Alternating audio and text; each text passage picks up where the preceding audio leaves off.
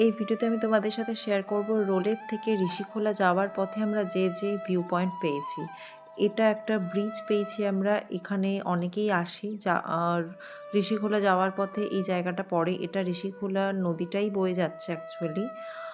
এখন আমরা প্রপার জায়গায় পৌঁছাইনি ঋষিখোলায়, এটা যাওয়ার আগেই আমরা পেয়েছিলাম।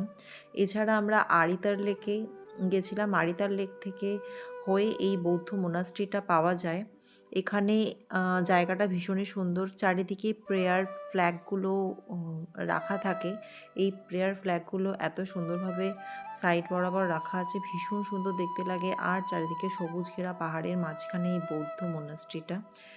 এই আড়িতার লেকে যারাই আসবেন, আড়িতার লেকে বোটিং করার পরে অবশ্যই ট্রেকিং করে এই মন্দিরে আসবেন। অথবা আপনারা যদি চান গাড়ি করেও এখানে আসতে পারেন, কোনো অসুবিধা নেই। আমরা গাড়ি করেই এসছিলাম এখানে আড়িতার লেক হয়ে।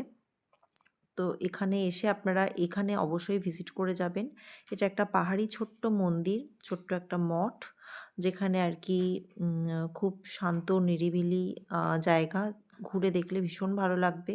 চারিদিকে প্রেয়ার ফ্ল্যাগ দিয়ে সাজানো, চারিদিকে সবুজ পাহাড়, আর মাঝখানে মঠটি আছে। ভীষণই সুন্দর চারিদিকটা, বিভিন্ন রকম।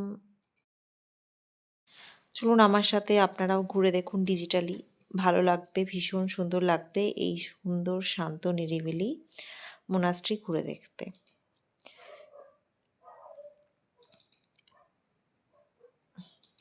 কিছু সুন্দর ফুল আমরা আড়িতার লেকে পেয়েছিলাম, যেগুলো আমরা ক্যামেরাবন্দি করে রাখার চেষ্টা করেছি।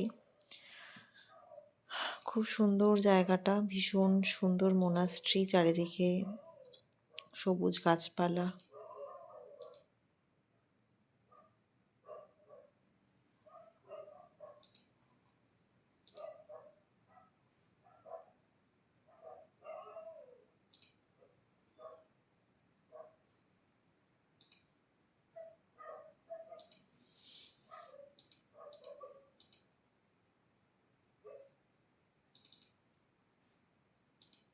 আড়িতার লেক সম্পর্কে একটা তথ্য অবশ্যই জানিয়ে রাখি, এখানে বোটিং করতে পার পার্সন 100 টাকা করে নেয়। আর বোটিং করতে হলে অবশ্যই সকাল সকাল যাবেন, যাতে পুরো ভিউটা আপনারা সুন্দরভাবে মজাটা নিতে পারেন, চারিদিকটা ঘুরে দেখতে পারেন, আশেপাশে সমস্ত ভিউ পয়েন্টগুলোও কভার করতে পারেন।